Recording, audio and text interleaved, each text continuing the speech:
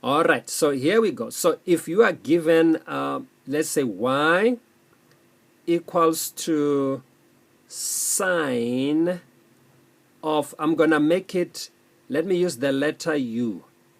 Now that letter u represent anything, a function, maybe you can call it f of x. What do I mean? I mean you might have something in the u by the angle that is like maybe say x squared plus 2x, whatever it might be. You understand?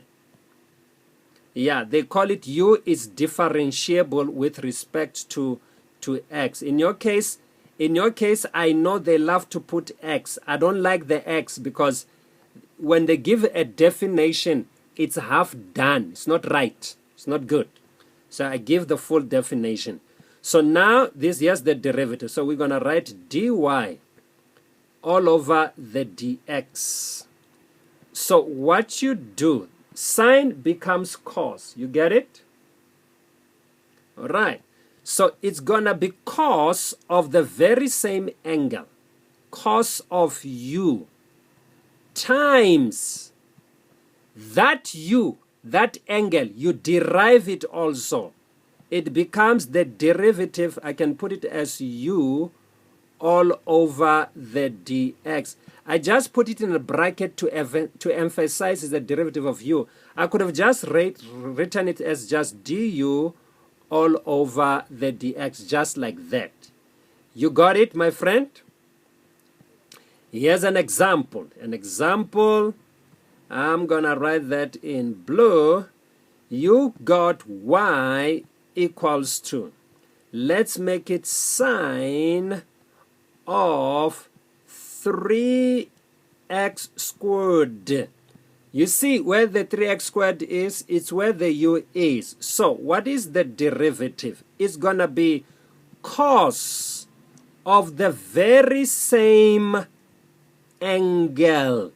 So it's going to be cos of the same angle, which is 3x squared. Multiply by, derive the angle. It's 3x squared, isn't it? When you derive it, it becomes 6x. So normally I prefer to put it first here on the other side. So it will come out like that. That's the answer. Is it making sense? All right, so let's try another one. Let's say we've got y equals to, maybe let's have negative half and then sine of maybe minus 3x minus 4x squared. All right, because you've got a constant, I can put a dot there to say, okay, this is product rule. But you never have to worry when you're dealing with a constant because the constant is 0.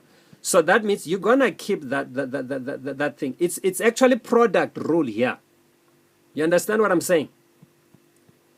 Because you need what's in the green box, and then you also need that number. Whenever it's a number, you don't have to even worry to use product rule. Let me show you first.